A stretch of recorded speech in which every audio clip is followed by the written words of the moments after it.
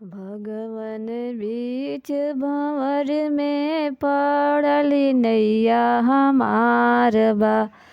केहू न खेवन हार बा। भगवन बीच भंवर में पड़ली नैया हमार बा। केहू न खेवन हार बा। खेवे गिरवर धारे जिनके पार्वती जी रानी जिनके हाथवा में डमरू आधार बा। उहे त खेवन हार बा। खेवे गिरवर धारे जिनकी पार्वती जी रानी जिनके हथवा में डमरू आधार बा। उहे त खेवन हार बा। भगवन बीच भंवर में पड़ली नैया हमार बा। केहू न खेवन हार बा। भगवन बीच भंवर में पड़ली नैया हमार बा। केहू न खेवन हार बा। खेवे गिरवर धारी जिनकी पार्वती जी रानी जिनके हाथवा में त्रिशूल आधार बा। उहे त खेवन हार बा। खेवे गिरवर धारी जिनकी पार्वती जी रानी जिनके हाथवा में त्रिशूल आधार बा। उहे त खेवन हार बा। भगवन बीच भंवर में पड़ली नैया हमार बा। केहू न खेवन हार बा।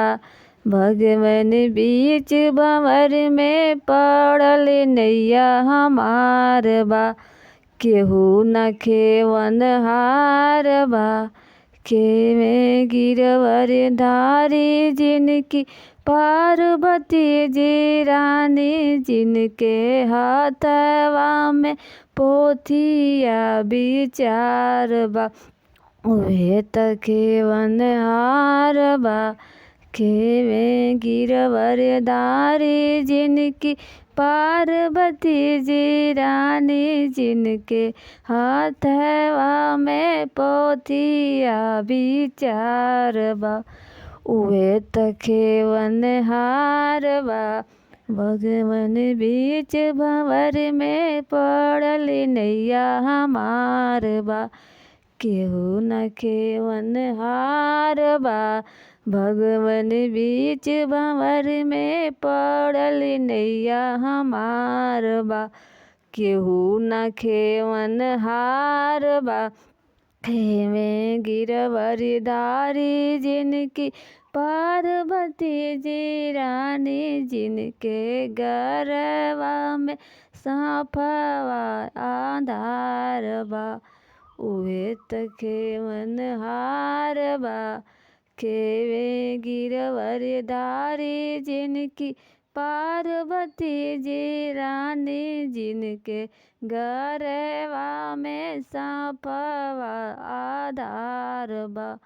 उहे त खेवन हार बा। भगवन बीच भंवर में पड़ली नैया हमार बा। केहू न खेवन हार बा। भगवन बीच भंवर में पड़ली नैया हमार बा। केहू न खेवन हार बा।